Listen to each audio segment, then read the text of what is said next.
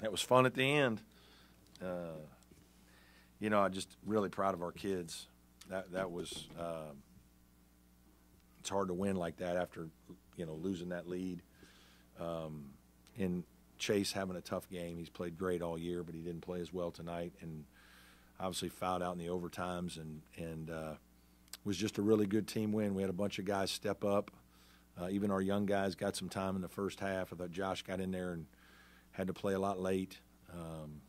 Great to see PJ, play the way that we know he can. It was just happy for him. A young man that's working as hard as he is. He's still not all the way back, but he's just got great hands and touch, and he was a difference maker. And then the leadership and toughness and will to win inside Hunter Tyson is, that's part of the reason why we won. He just wouldn't let our guys lose. He tried to give us confidence in every huddle and timeout, and this was hard fought against a very good team. They are an excellent offensive team for sure, and a good defensive team in a lot of ways, positionally.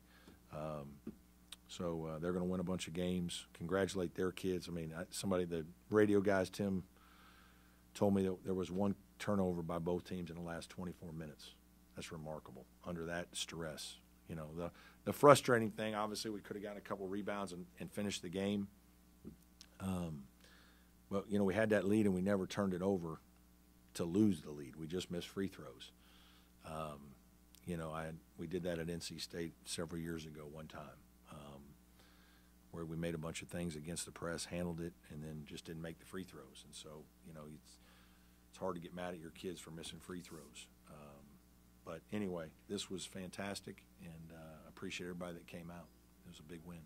How big was it to have those two guys on the floor, though, in those overtime periods? Hunter and PJ? Yeah. Oh, it's huge. Yeah, I mean, they're big-time players. They've been in battles for us. Alex, too. Alex, he hit a huge shot at the beginning of we ran a play for him at the beginning of the second overtime, and he banged it in right at the, beginning to give us the three-point lead. Just their experience, right? Those guys have been in this gym, won games like that before. You need it, and it takes a lot of good players to win. I mean, it's funny. Kind of tell your young guys that's how hard it is to win basketball games. Like, that's how hard it is against good teams. It's hard to win just games. Like, it's hard, and that's incentive to the young guys on the work that they got to do to get better so that they can be a big part of the win. Brad, down, or I'm sorry, 0-7 with 51 seconds left, they come back and tie this. What do you learn about your team being able to overcome that and still be able to find a way to win? Yeah, I need to go back and watch it all.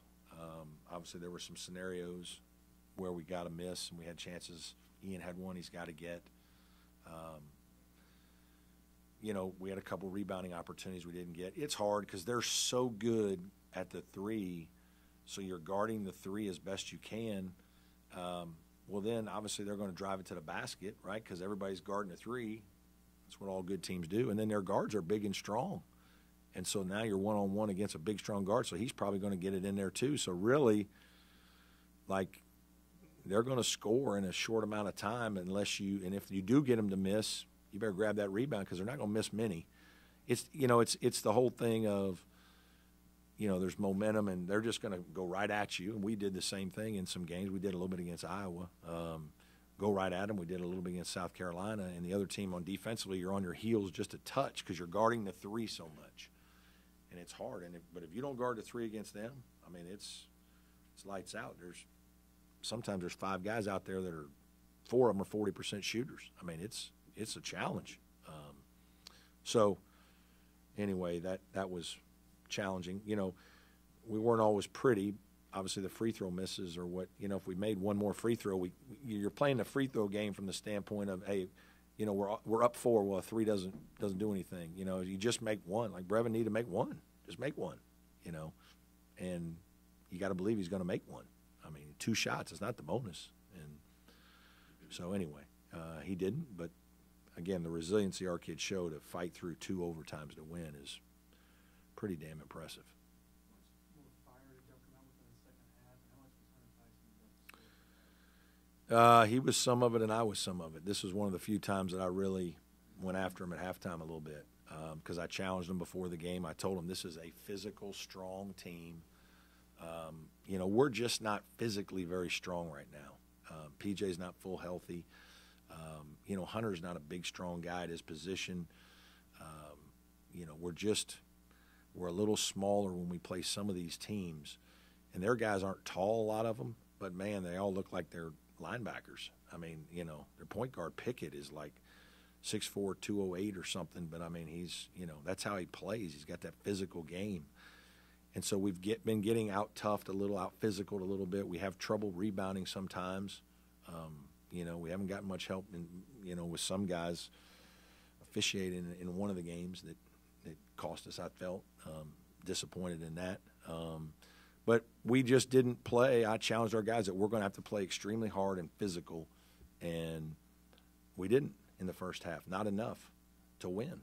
And it's fighting through screens. It's, you know, we were getting pushed out in our post-ups. Our post-ups were too far away from the basket.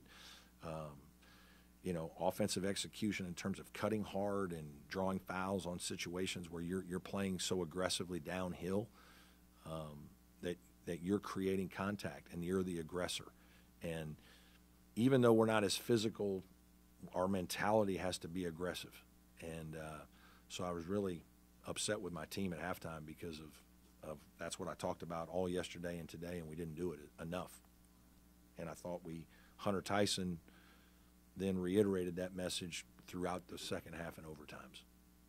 Chase going 1 for 12 is still finding a way with other guys stepping up, and then just the play of Josh after he fouled out. Yeah, it was really important, you know, and I think just getting Josh to understand running your team, making solid basketball plays, you know, you don't need to throw a bomb, you know, you can check down.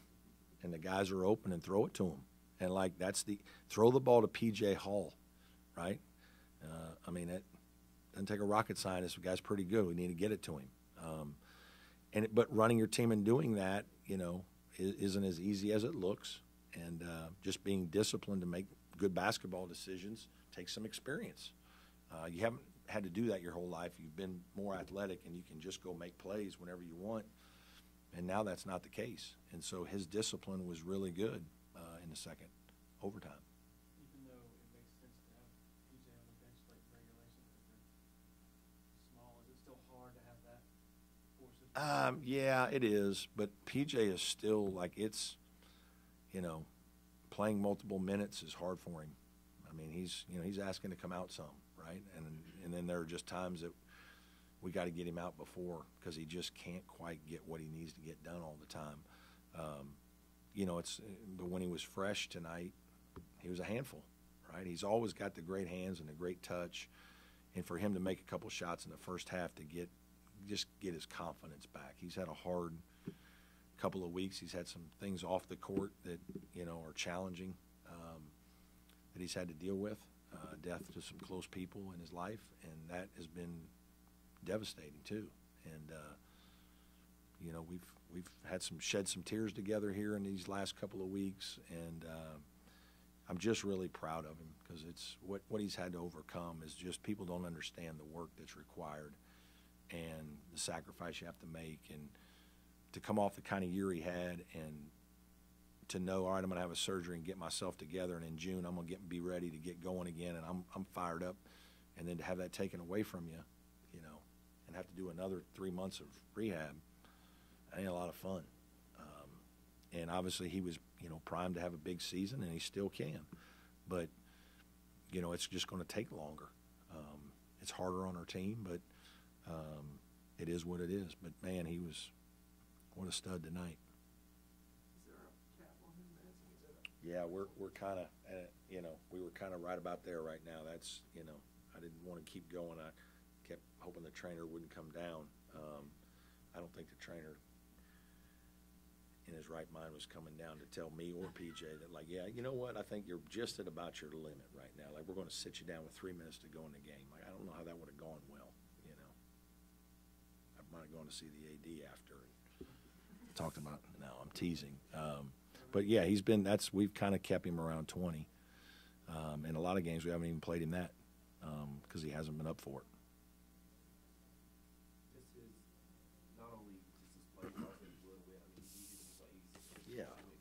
Well, tonight was really the first time that I felt like I saw PJ's exuberance, right? I mean, he's a happy-go-lucky, fun kid. I mean, he really is. I've told you guys, he's like he's nice as you can imagine.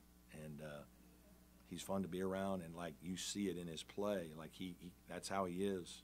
He's got a little goofy in him, and it's fun. And it's like he's fun to be around because you play with him, he's fun. Like, you watch him as a fan, and he's fun to watch, right? Like he's into it. Like he's animated. He's emotional.